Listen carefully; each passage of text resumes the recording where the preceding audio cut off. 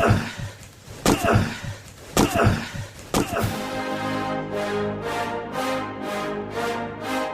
rolls out to the right, pitches off to Taylor, and Taylor's to the 20, down to the 15, down to the 10, 5, 4, 3, 2, 1. Touchdown, Billy Taylor!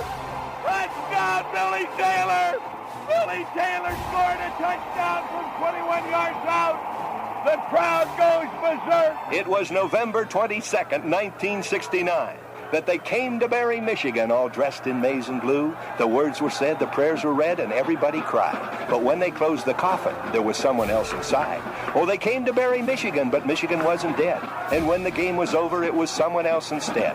11 Michigan Wolverines put on the gloves of gray, and as the organ played the victors, they laid Woody Hayes away. Under center is Wangler at the 45. He goes back. He's looking for a receiver. He throws downfield to Carter.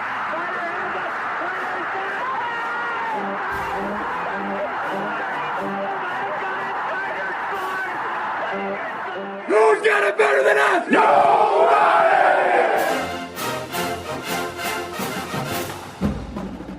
Welcome to the Michigan Man Podcast on Wolverine Sports Radio, a member of the V Sporto Network, and in partnership with SB Nation's Maize N Brew, for Wolverine fans from coast to coast. Go Blue, and welcome back. I'm your host, Mike Fitzpatrick. Our second bye week of the season is here, and then we have a big 3-week finish. So this week, we only have one show for you as we join the team in getting ready for what will be an exciting finish to the season. We hope anyway. Our guest this week is Anthony Broome from our partner, Maize N Brew. Before we hear from him, let's get it rolling with my view from Section 17. I was hoping we would show up on Saturday and beat Maryland to a pulp, sort of like Minnesota did the week before. Even though we jumped off to a 21-0 lead, I thought the offense looked choppy in the first half. We kept trying to run the ball at an 8-man front, and we only managed just over 40 yards.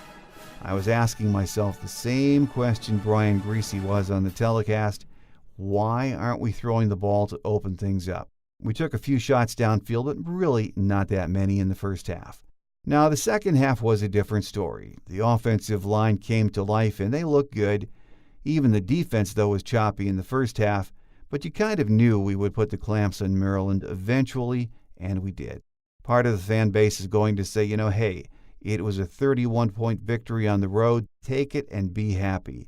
And I was, but I'm in the other part of the fan base that wanted to see this team come out and tattoo Maryland and make me believe we've made the turn. I wanted a 4-quarter demolition, but maybe that's expecting too much. So the bye week again is upon us, and while this Michigan team has definitely looked better in the last 3 weeks, they still worry me, and I'm sure they worry you too. But maybe it's just me. Each of our last 3 games brings us something to worry about. Yes, Sparty is not good, but we are their Super Bowl. This game will be their season. It will be a battle. Then it's on the road to Bloomington, where we have struggled mightily against very mediocre IU teams the last 2 visits. And in case you haven't noticed, this Indiana team is not mediocre. They are really playing good ball right now. So that game worries me. And then there's Ohio State. And if we're being honest, it's hard to imagine us winning that game. I know I've got the bye week blues. I'll snap out of it by the weekend, but that's how I feel right now. We need to come out of this bye week, though, ready to rock, and I hope roll it up on Sparty. If we can do that, we will have momentum for the trip to Bloomington, where we will have to play at a high level to beat this year's Hoosiers team. If we can get these next 2 and keep improving, maybe, just maybe, we will have a little surprise for Ryan Day and his unbeatable Buckeyes. It's happened before, On paper, we will probably be double-digit underdogs that weekend, but as the late great Bob Ufer used to remind us, the only problem with that is the Buckeyes won't be playing us on paper. I know, I'm getting ahead of myself. First things first, as Jim Harbaugh says, it's improvement week. It's good to get healthy and fine-tune things for the challenge that lies ahead, and it is going to be fun. Up next on our Game Day segment with his thoughts on the Maryland game and just where this Michigan team is right now in his opinion as we enter the bye week is the managing editor of our partner, SB Nation's Maize N Brew, Anthony Broome. here on our bye week edition of the Michigan Man, so stay tuned.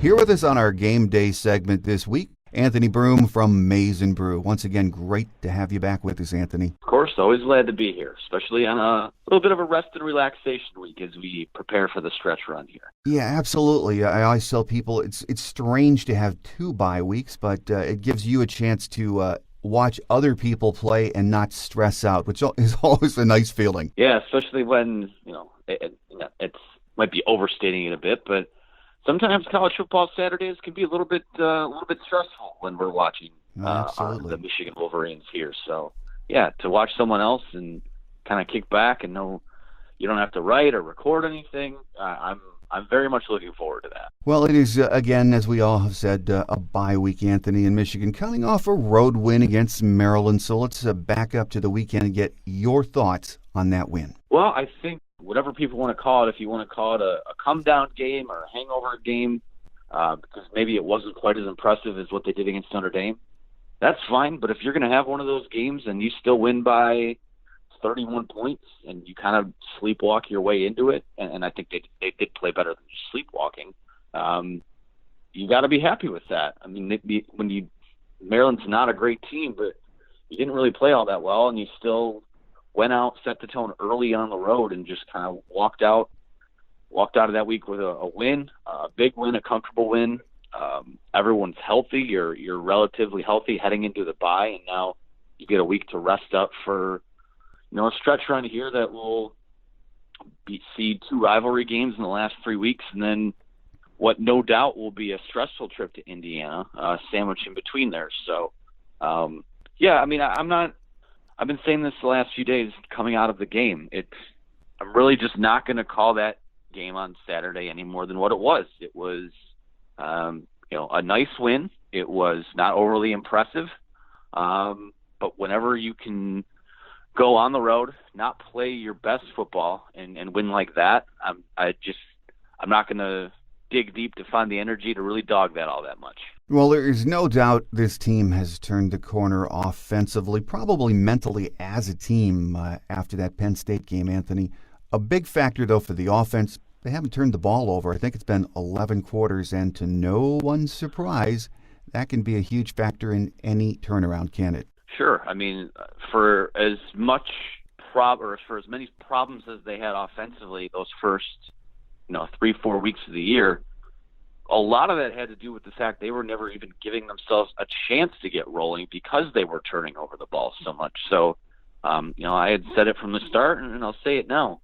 When you take care of the football, now you still have to execute in the other areas, but you give yourself a chance to get rolling. And maybe the offense still isn't quite firing on all cylinders like some people would like it to be, but this team can move the football when they don't turn it over. And it seems like they have cleaned that up. I don't recall any major mistakes really since that Illinois game. Mm-hmm. They've done a really nice job of cleaning that up and really just sticking to it. I mean, it really would have been easy for them to let those mistakes snowball, and maybe the Josh Gaddis thing doesn't click as well as it has in recent weeks. But they've really done a nice job of coming to work every day, putting in the work, taking care of ball security, and just that arrow continues to point upward for them. Would we have liked to seen it do that sooner? Absolutely. But we have to take this team for what they are, not what we wish they would be. So in the here and now, they've done a nice job cleaning most of their offensive woes up. Let's talk about Shea Patterson for just a moment. He was solid again on Saturday, made good reads, I thought, had some drops, a few poor throws, but overall, I thought he was pretty darn good, wasn't he, Anthony? Yeah, I mean, at this point, he is what he is. I mean, he's going to miss some throws now and then. He's not always going to do a great job seeing the field, but I think what Michigan's done a nice job of in the last, month or so is letting him just be a college quarterback instead of being a guy who has to be perfect. He has to stand in the pocket and make these, deliver these throws on a dime. At this point, people early in the year had been calling for a quarterback change. I mean, that's obviously not going to happen now. But I think Michigan's best shot to get rolling down the stretch is always going to be if it started to click with Patterson and he figured it out. And I think he's had a few good games. I don't think he's had his best football game yet. I mean, his best game was, probably that game at Penn State. And even the numbers don't really show how good he was in that game. But, they're going to need probably at least one or two more efforts like that in these last few weeks. And you just hope that with another week of kind of easing into things, another week of practice, another week to get timing down, that he can continue hit the stride and hopefully play well enough, not to look ahead too far, but hopefully play well enough to give you a chance in that last game of the year, which is, I think, all you can really ask for. And I think fans have to start taking that into account. I mean, as we've said, he is what he is at this point. But at this point of the season, you need someone who makes good reads, is a good leader, does not turn the ball over. But I think expectations are such a bugaboo when it comes to players like him. And a lot of Michigan fans that you hear from are just disappointed because, maybe he's not that 5-star NFL guy they thought he was going to be. Yeah, and I think it might just be a frustration with the quarterback situation in general. Heading in, being that it's year 5 with Jim Harbaugh, who, again, kind of came out of the NFL and back to college with the label of being a quarterback guru. They've developed guys at a decent clip, but nobody's really been a star. Nobody's been, I think fans maybe were hoping that he would be able to bring in their version of Andrew Luck, and they haven't done that yet. Now, it kind of looks like heading into next year, it's finally going to be, his guys in the mix for the job, assuming there's no transfers or outside guys that come in. As far as, like I said, I think part of the problem with Michigan's quarterback situation is I think that it's not really a recruiting thing. I think that they have recruited guys that have tools, and they say, 3 or 4 years from now, we get this guy in here. Sure, he might be raw now, but he's an NFL quarterback if we work with him a couple years from now. Whereas other schools are kind of just bringing in guys who can play, and you're seeing a lot of freshman quarterbacks start now. I think that emphasis may kind of be why they're in the situation they are right now. That you see freshman quarterbacks all over the country getting on the field. And that's not to say they need to go out and recruit some star freshmen, but I really think, people ask, why is it taking so long? Because it seems like they've recruited some guys that just need more time. And that's fine if they pan out. We'll see. It's kind of still incomplete there right now. But right now it is what it is. And when you've seen those other guys on the field, McCaffrey's gotten some run this year. Milton has gotten some run this year. You see things that you like, but it comes with the knowledge that they're not a finished product yet. So when people kind of call for the quarterback change, it's just not realistic, because unless there's some sort of injury, making that switch was always going to be kind of punting on this season. And knowing what you do about Jim Harbaugh, he's never going to punt on any season. So, well, we're 9 games into it now, and when you look at this offense, do you expect it still has more that it can give, or are we seeing what we can expect for the rest of the year? Yeah, I mean, I think you're starting to see they finally have found something they're good at. They're starting to develop in the run game, the short passing game. I know fans would love to see, fans kind of want them to air it out a little bit more. And that's kind of been the running thread throughout the entire year, when you have a Nico Collins, Donovan Peoples-Jones, Tariq Black, Ronnie Bell. I think that there's more there. I'd like to see them. You definitely should maybe get Nico Collins a few more targets in a game. I mean, if he's targeted 5 times in a game, I don't think it's that crazy and that much of an adjustment to the offensive game plan to be like, you know what, maybe let's get him the ball or try to get him the ball 7 or 8 times a game, see what happens. If that guy's in single coverage and you chuck the ball up to him, more often than not, it's either pass interference or it's an amazing play that he's made. So being that I think he's their best offensive player, you'd like to see him maybe get a few more here and there. Now, they've done a really nice job of spreading the ball around. Yeah. And again, I think that people, when Josh Gaddis was brought in, thought that speed and space was going to mean, they're going to the air raid and they're going to air things out, and Shea Patterson's going to be Baker Mayfield. That's not it. I mean, it's a spread-based West Coast style of passing offense. Mm-hmm. And I think some people think that they're going to need to air it out to beat Ohio State. I don't necessarily believe it, but I do think within the offensive play calling that you already have, I think you're going to have to be aggressive. And I think that I think that's kind of where things are at right now. So, continuing to just keep doing what you're good at, because that's what you've been building on. You can't just reverse course now. But they're definitely, I think that the play calling could be a little bit more aggressive. You can't, we know that, going back to the Maryland game, we know that they started off hot right off the bat with the kick return. But, the first 17 offensive plays were run for 49 yards. You can't start like that in most football games and get a win. So they have to be better starting out hotter early. Right. I think Brian Greasy agreed with you on Saturday, or on the telecast Saturday. He said, hey, they've got 8-9 guys up in the box.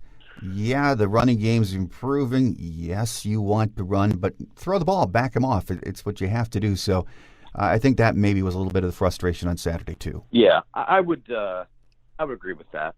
I think sometimes, like, this isn't, if you want to call it a criticism of the coaching staff, you can. But I think sometimes they're just so confident that what they can do what they want to do, no matter what the defense shows. And I think they do that to a fault from time to time. I think they really could do a better job of, attacking what the defense gives you. If you have 8 or 9 in the box, math tells you that maybe it might be a good idea to, attack over the top or the middle of the field. So I think those are kind of the adjustments, the game flow stuff that Josh Gaddis, while he's improved at it, and he's starting, what we're seeing with him is that when he gets into a groove, like, they've been putting together some really nice drives with some good calls and good play designs. But I think that's something, that's a feel for the game that you still you can't develop that until you call plays. So I think that's something that we should be looking for moving forward. Well, over on the other side of the ball, the defense Saturday started off in the first half giving up some yards, especially on the ground, but they tightened up. And once again, Don Brown's made some great adjustments in the last few weeks. The defense is the least of our worries, isn't it? Yeah, it kind of feels like they're back to a point where you can expect them to kind of come in and do their job. I really just think the team in general was a little bit shell-shocked coming out of last year. That's why we saw some of those mistakes early on. But it feels like, as a whole, everyone's kind of back to that point where they're not cocky, but they're sure of themselves. They're confident. They know that if they play well, they can beat any team that they feel like they go up against. The defense, I think what Don Brown's done a really nice job of doing is, those first 5-6 weeks of the year, everyone's favorite complaint was that for a year Michigan hasn't been able to stop the crossing route. But they've been starting to mix coverages, play some zone here and there. I think Daxton Hill and Cam McGrone coming on and being as young and as athletic as they've been has been something that's allowed them to be a little bit more versatile defensively. So, again, we know what happened in the Ohio State game last year. It wasn't great. They weren't able to adjust. I think that what you're at least seeing is that Don Brown has the ability to throw a curveball now and then and mix things up. And if you can confuse a quarterback and then heck, maybe even get to him a little bit, which they didn't do in Columbus last year either. Again, you might give yourself a chance. And like I said, I think that Don Brown's done a pretty solid job this year. he's had some tough assignments, and when you like what happened at Wisconsin was not acceptable. But he's had to prepare his team for the triple option. They've had some injuries. They've had to try some different things, move some guys around. And I think overall he's done a pretty good job this year. What will determine whether he's done a great job or not is obviously going to be what happens in these final few weeks of the year, and then maybe the bowl game. But I think that the guy that people know and love is kind of back in terms of putting together a feared defense. Well, we can debate whether the bye has come at a good time, but looking ahead, Sparty up next, and they are not a good team right now. I think that's very fair to say, but we always have to remember that it's a rivalry. It's going to be their Super Bowl again this year, and Michigan just has to go out and put the hammer down on these guys early, don't they, Anthony? Yeah, I think it's the concerns about, is a bye week going to slow us down?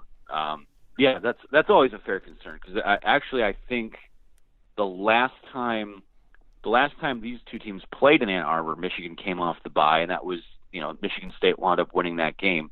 I think that the concerns about them cooling down are maybe a little bit warranted, but I'll say this. I mean, given what we've seen in this rivalry the past few years, it's not like coming out of the bye week that you have something that you're not able to get up for. I mean, these two teams hate each other. I think that Michigan's hatred for Michigan State finally sort of matches Michigan State, how Michigan State feels about the Wolverines and Jim Harbaugh and all of that.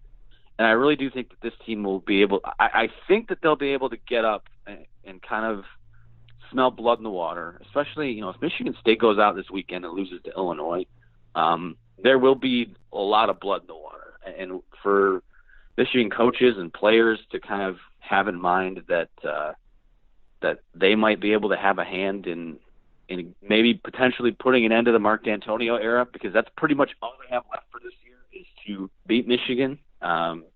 Even I don't know if that's enough for them to kind of not move in a different direction, but to have that chance coming out of the bye, to have it be at home.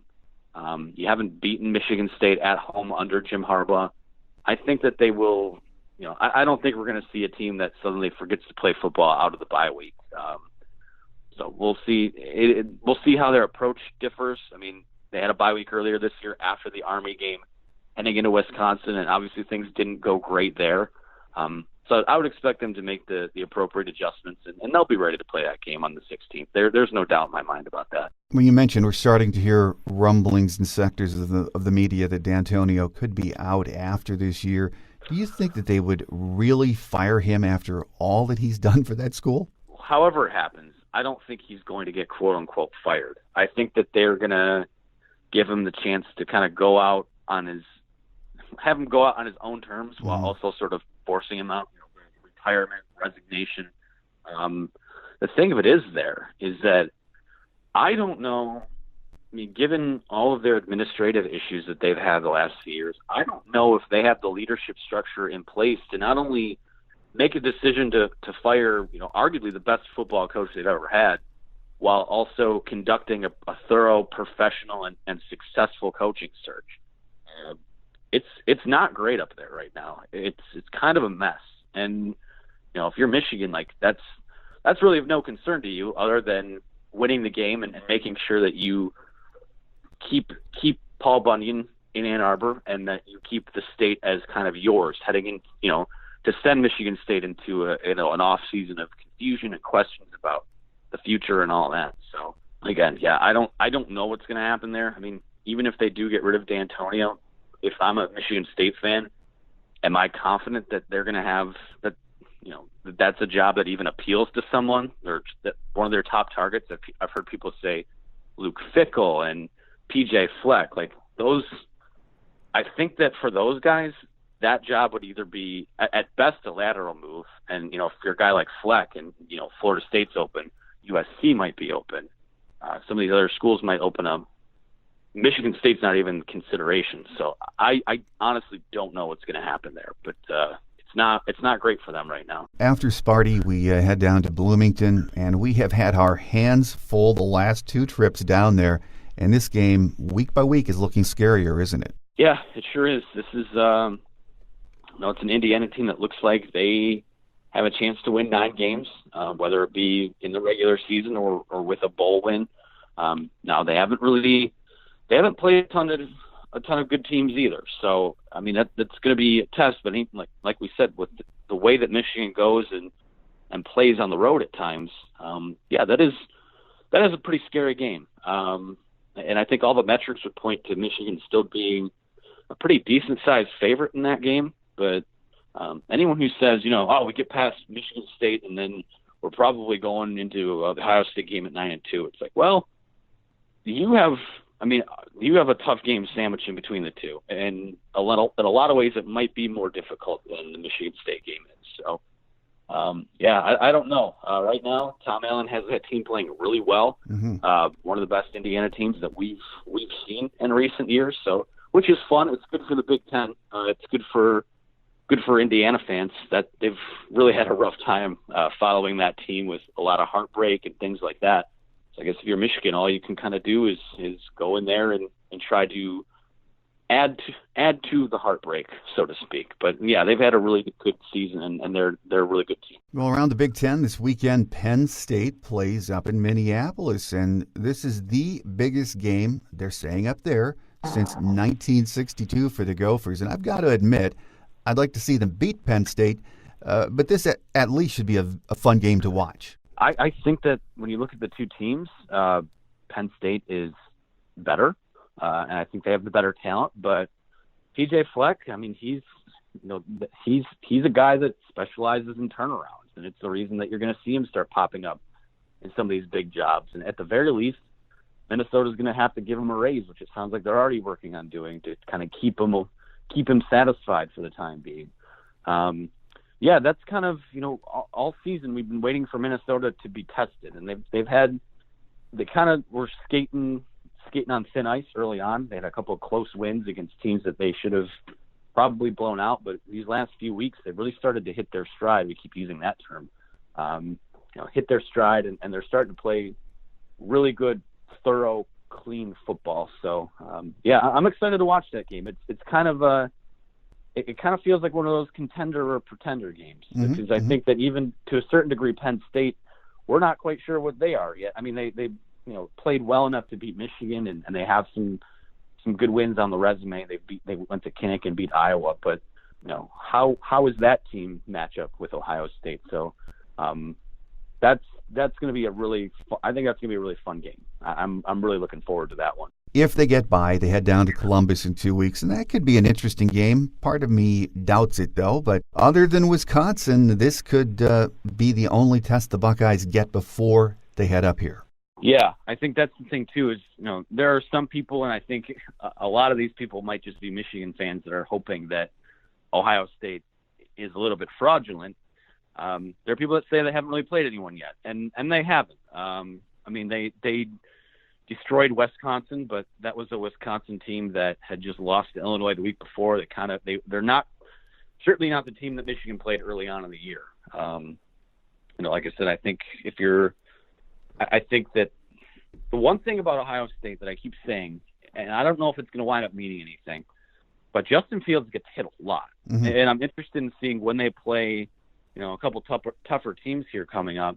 How is that going to affect how he plays against, if Don Brown's defense is able to get to him, how's he going to play in that game? I think he's kind of proven that he's able to overcome that, and obviously a terrific player. But I think we're going to learn a lot about, namely Penn State this weekend, and then we're going to start to learn more about Ohio State in these next few weeks here as well. So that pecking order that we have had a lot of questions about, about to sort itself out one way or another. So yeah, I'm really looking forward to the stretch run in the Big Ten. Namely, I think there's a chance for maybe a little bit more chaos out west. If Minnesota has a very tough schedule to end the year, they still play Wisconsin and Iowa, I believe, after Penn State. So it's gonna be fun. Well, final question for you then, Anthony, before we let you get away. I think we're all excited about the final 3-game stretch from Michigan. I think it's going to be grueling, no question about it. But I think we're going to win the next 2, and I just pray we play Ohio State tough and give ourselves a chance to be in that game. But, I still see us in the end at 9-3 because that Ohio State team looks like a juggernaut to me right now. So if that's how the regular season plays out, you end up 9-3. Do you think Michigan fans will consider this a very disappointing season? Well, I think the key to that is obviously getting these next two. You got to get to 9 wins. And then from there, there are going to be fans that say, oh, well, doesn't matter. Season's a failure if we don't beat Ohio State. Let's be honest about Ohio State for a second. I think that this Ohio State team is the best team that it's had since they won the national title in 2014, I believe it was. Mm-hmm. So that's something to consider. I think all you can really ask for is that you compete enough in that game to give yourself a chance to win. And like I said, I think that if they were making the betting lines today, what would that line look like? Conservatively speaking, maybe Ohio State by like 10.5 or something like that. Mm-hmm. So I think all you can really ask for is that you continue to improve enough. You get these next 2 wins, and just give yourself a chance at the end. I'll put it this way. It would be a lot more disheartening if they blew Michigan out again. Then, I'm not welcoming a close, heartbreaking loss by any stretch of the imagination. But at least if that happens, you can tell yourself that you were there. You can hang with those guys. There are people who say, whether you beat Ohio State or not, it's a failure of a season. That's what defines a season. And to a certain extent, probably a little bit right on that. I think it is. I think you can call this year disappointing no matter what happens, because even if you beat Ohio State, then there's going to be the people that come out and say, oh, well, where was this for the 2 losses they had this year? So some people in the Michigan fan base will just never be happy. But like I said, I think if you're going to finish 9-3, the only way there's any goodwill in that to me is if you scare the heck out of the Buckeyes and you give them the best game that they've seen all year, and you give yourself maybe bounce the ball here or there, you have a chance to win. And I think at this point, if you told me at the beginning of the year that when you play Ohio State, it's going to come down to a bounce, it's going to come down to a call, it's going to come down to a play, given how last year went, I think Michigan fans would take that.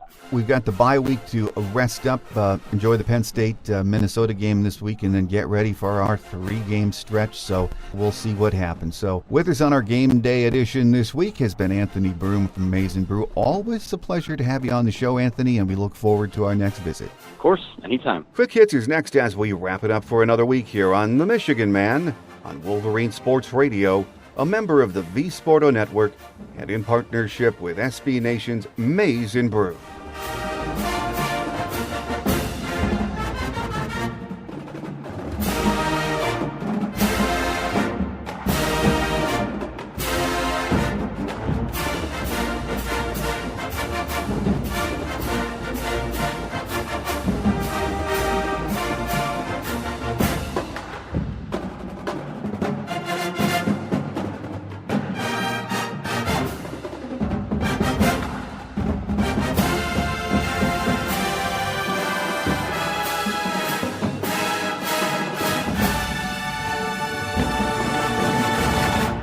On Quick Hits today, no injury news to talk about. Even without the bye week, we are as healthy as we've been since the opener.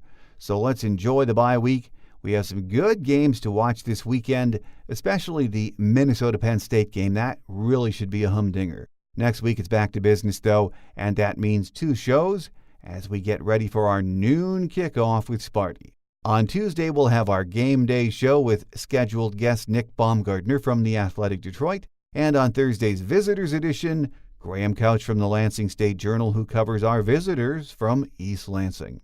So once again, enjoy the bye week, get rested, have a good time, and we'll all be ready for what I'm sure will be a very stressful and hopefully exhilarating 3 weeks of Michigan football.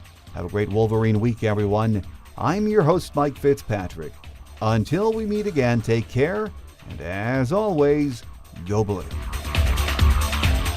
Thanks for joining us today on The Michigan Man, here on Wolverine Sports Radio, a member of the V Sporto Network, and in partnership with SB Nation's Maize N Brew. Our listener lines are open 24/7 for your calls at 313-263-4842. That's 313-263-4842. Or email us at themichiganmanpodcast@yahoo.com. That's themichiganmanpodcast@yahoo.com. The Michigan Man Podcast is produced at the studios of Robin Lynn Productions, Allen Park, Michigan, and is not affiliated with the University of Michigan. Go Blue!